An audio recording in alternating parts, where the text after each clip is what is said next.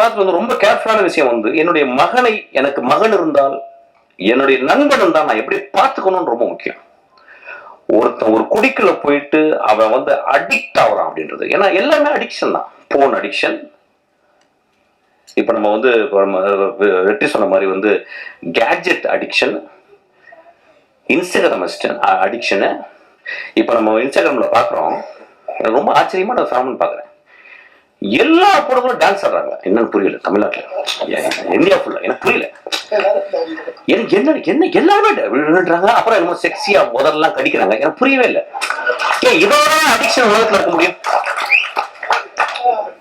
எனக்கு புரியல. ஒரு அழகான பெண், என் மகள், அவ யாரோ அழகு லட்சணமா இருக்கா. அவ வந்து ஒரு ஒரு ஒரு கேவலமான ஓத்தாங்கம்மா ஒரு பாட்டு இருக்கும். அந்த பாட்டை பார்த்துக்கிட்டு அவ முதல்ல கடிச்சுக்கிட்டு அப்படின்னு சொல்றல.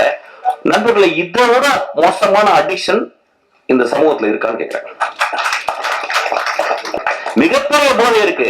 ஒருத்தர் இருக்கான் பாரு, இளையராஜான்னு ஒருத்தன்.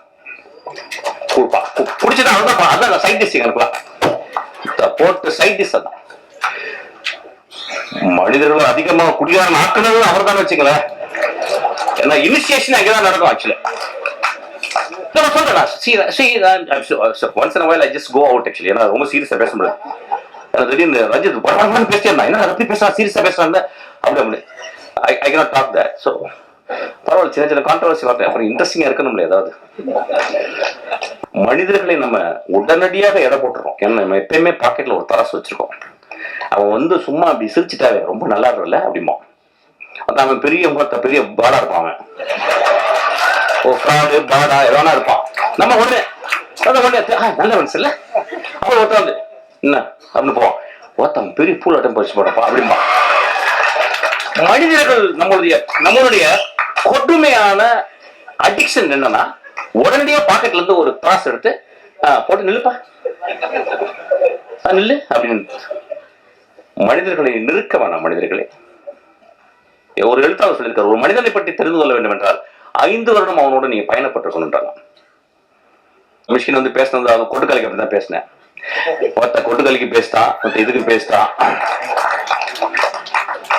வேற என்ன தலைவர்கள்லாம் நடிக்கிற படத்தையே போய் பேச முடியும்? நான் சமூகத்தில் நான் ஹோப்போடு வாழ்ந்து கொண்டிருப்பவன். இந்த படத்தை பார்த்துட்டு போனா நம்ம குடிக்கிறத நிப்பாட்டுவோம். அந்த மாதிரி சினிமாக்கு தான் சப்போர்ட் பண்ண. ஒரு கொட்டுக்காலையை பார்த்தா அது தலையில கொட்டுச்சு, அதை ஒத்துக்க முடியல. ஒரு சமூகத்தை தலையில கொட்டணும். ஒட்டுமொத்த சமூக தலையில கொட்டக்கூடிய படங்கள் தான். இதுவும் ஒரு காலி தான். அது பத்துல்தான் ஒரு காலி தான். ஒரு காலியாத்தா தான். அவன் காலியாத்தா உள்ள போனாலதான் அவனுக்கு இந்த படத்தை எழுத முடிச்சு. அவன் ஈஸியா அப்படியே வந்து ஒரு படத்தை நீளம் போனச்சுன்னா மட்டும் ஒரு ஆட்டம் ஆடிட்டு ஒரு மொத்தம் அப்படி பண்ணா போயிடுமே. அவன் ஏன் கஷ்டப்படுறேன்னு சொல்றான். கஷ்டப்பட்டு படம் எடுக்கிறேன், கஷ்டப்பட்டு படம் மயிறு நம்ம அதுக்கு வந்திருக்கோம். கையில 2 பாட்டில 2 வந்து ஊதுபத்தி எல்லாம் வச்சுட்டா உள்ள போறோம். போன அப்படியேதான் எங்க அப்பா போன பார்த்தேன். அப்படி வாழ ஆண் தொந்தே போனார். ஆக்சுவலா அங்கேயும் மண்ணு உள்ள போயிடுச்சு. ரைட், அங்கேயும் போகும்போது கத்துறான் எங்க அப்பா. இன்ஸ்டாகிராம்ல நம்ம எல்லாருமே ஆக்டர். இப்ப பிறந்தவங்க எல்லாருமே ஆக்ட் பண்ணி ஆகணும் ஒரு படத்துல. அந்த மாதிரி ஆயிடுச்சு. ஒரு காலத்துல வந்து ஒரு 5 வருஷம் முன்னாடி ஷார்ட் பிலிம் எடுக்கணும். ஷார்ட் பிலிம் எடுத்தா தான் கட்ட வேகுன்ற மாதிரி ஆயிடுச்சு. இப்ப எல்லாம் நடிச்சாதான் கட்ட வேகமாச்சு. இந்த சமூகத்துல வந்து நடிப்பு அப்படின்றது அவ்வளவு எளிது. கண்ணாடி முன்னாடி அழுது பார்த்தா வச்சுக்கேன், பக்கத்துல அம்மா சொன்னா, டேய் நீ என்ன நடிக்கிறடா. தெரிஞ்ச ஒரு நண்பர்கள், ஹஸ்பண்ட் ஒய்ஃப், அறிவானவங்க. ஹஸ்பண்ட் வந்து பெரிய இன்ஜினியரு, அம்மா வந்து அவங்களும் இன்ஜினியரு. அவங்க என்ன சொல்றாங்க, அவங்க பையன் சின்ன பையன், சார் இந்த பையன் நல்லா நடிக்கிறான் சார். நாங்கள் ஏன் மேடம் நடிக்கணும், சும்மா இருக்கும்போது ஏன் நடிக்கணும், ஏதாவது கேரக்டர் கொடுத்தா தான் நடிக்கணும், சும்மா இருக்கும்போது ஏன் அவங்க சொல்றாங்க. எப்படி பிராக்டிஸ், இப்ப பாருங்க நடிக்கணும் பாருங்க.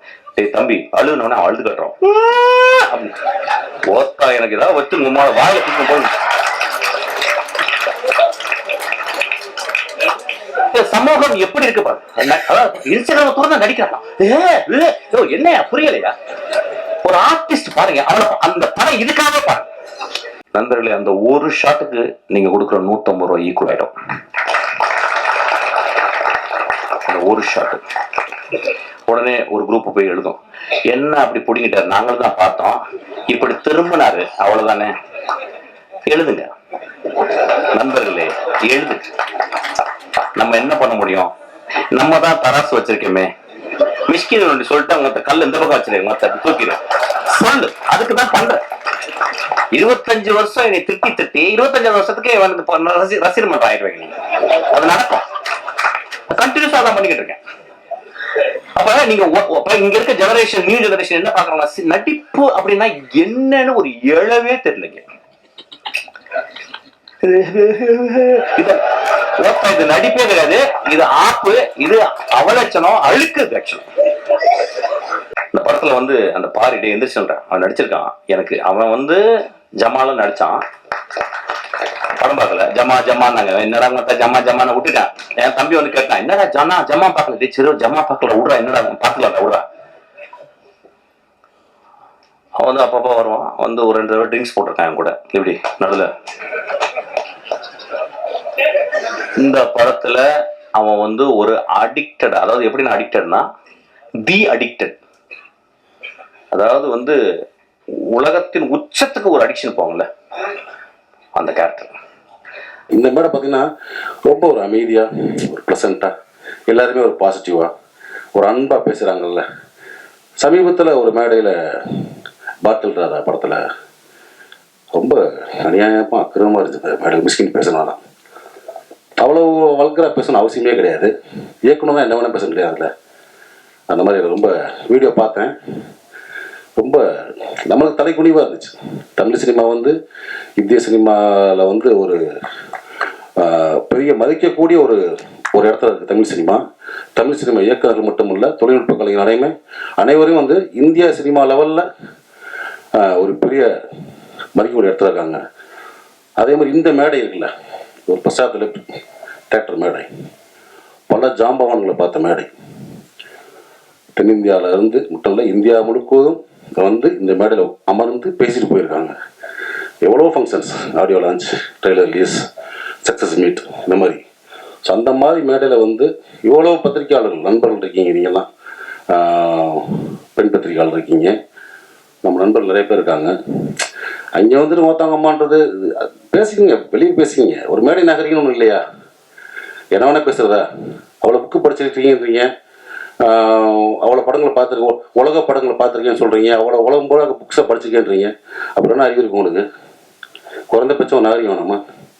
ஒரு மேலே பேசுகிற பேச்சா? உங்களுக்கு பெண் குழந்தை இருக்குது, எல்லாத்துக்கும் பெண்கள், எனக்கு பெண் குழந்தை இருக்குது. ஸோ எல்லாத்துக்கும் இருக்காங்க. ஸோ மேடை நாகரிகம்ன்றது ரொம்ப முக்கியம். இந்த மேடை எவ்வளோ நாகரிகமாக சொல்கிறீங்களா? யாராவது தப்பான வார்த்தை அதெல்லாம் கிடையாது. தம்பின்னு கூப்பிடுறது வேற. தம்பி நம்ம எல்லாத்தையும் கூப்பிடலாம். வாடா தம்பி, உட்கார தம்பி, எந்திரா தம்பின்னு. அவன் நம்ம அண்ணன் நினைக்கணும். அது முக்கியம் ரொம்ப. அப்படி உங்களை யார் அண்ணன் நினைச்சா எனக்கு தெரியல. எல்லாத்தையும் சக்கட்டு மடிக்கு வாடான்றாரு, போடான்றாரு, உட்காருன்றாரு. இதை நான் இன்னைக்கு பேச நினைக்கல. தொடர்ந்து பல மேடைகளை பார்த்துட்டு வரேன் நான் மிஸ்கின் பேச்சுக்களை. சமீபத்தில் அண்ணன் பாலானுக்கு 25th இயர் கொண்டாட்டம். அங்கே பார்த்தீங்கன்னா அவர் என்னமோ பெரிய குடியார மாதிரியும் படுத்து கிடந்தான் பாலா, அவன் தான் பாலான்றது. இங்கே இளையராஜர் அவன் தான் இளையராஜன்றது. யாரா நீ? நீ என்ன அவ்வளோ ரெப்பாட்டாக்குற தமிழ் சினிமாவில்? எனக்கு ஒன்றுமே புரியல. ஒரு போலி அறிவாளி அப்படிதான் சொல்லணும். அதாவது அன்னைக்கு மேடையில் உட்காந்தவங்க மிக திறமையான, அற்புதமான, நம்ம மண் சார்ந்த கதைகளை மட்டும் எடுத்து படம் பண்ணுற இயக்குநர்கள். அமீரன் ஆகட்டும், வெற்றிமன் சார் ஆகட்டும், ரஞ்சி சார் ஆகட்டும். பணங்களுக்கு வியாபாரிகிட்ட பர்கர் வியாபாரி குறைச்ச மாதிரி உலக சினிமாவிலேருந்து காப்பி அடித்து படம் பண்ணி ஜெயிச்ச ஒரு போலி அறிவாளி மிஸ்கின். எதுக்கு இந்த மாதிரி ரொம்ப அநாகரிகமாக ஒரு மேடையில் ஒரு ஆணுறுப்பெல்லாம் சொல்லி பேசி ரொம்ப மனசு கஷ்டமாக இருந்துச்சு. ஏன்னா தமிழ் சினிமா இயக்குநரில் நான் பெரிதும் மதிக்கக்கூடிய ஒரு கலைஞன். நான் எப்பயுமே ஒரு ஷூட்டிங் ஸ்பாட்டு போனாலும் சரி, இயக்குனர் என்ன சொல்கிறதோ அதை நான் அப்படியே கேட்டு நடிப்பேன். ஒரு பிளாங்க் பேப்பர் மாதிரி போவேன், ஒரு களிமண் மாதிரி போவேன். என்னை எப்படி வேணால் வடிக்கலாம், எப்படி வேணால் எழுதலாம். எதையுமே நான் பண்ண மாட்டேன். ஏன்னா என் கூட ஒர்க் பண்ண உங்களுக்கு தெரியும். அதே மாதிரி பொட்டேஷன் சைடு மற்ற விஷயம் ரொம்ப அந்த டார்ச்சர்லாம் பண்ணக்கூடிய ஆர்ட்ஸ் கிடையாது. ஏன்னா நம்ம கீழேருந்து வந்திருக்கோம். ரொம்ப கஷ்டப்பட்டு ஒரு இடத்துக்கு வந்திருக்கோம் தமிழ் சினிமாவில். தமிழ் சினிமாவையும் தமிழ் சினிமா இயக்குநர்களையும் பெரிதும் மதிக்கக்கூடிய ஒருத்தன் தான். ஆனால் அந்த மேடை எனக்கு வந்து ரொம்ப அருவருப்பாக இருந்துச்சு. ஸோ மிஸ்கின் அவர்களே, நீங்கள் தம்பியாக இருக்கலாம், அண்ணன் இருக்கலாம், இல்லை என் ஒத்த வயதாக இருக்கலாம்,